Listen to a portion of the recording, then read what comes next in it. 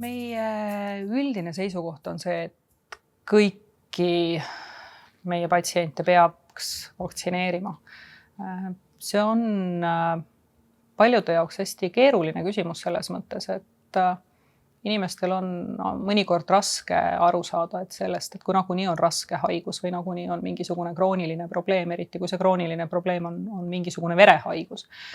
Et kuidas see vaktsineerimine siia juurde siis sobitub, aga meie selline hästi ühine ja hästi selge seisukoht on see, et kõik meie patsiendid peaksid olema vaktsineeritud.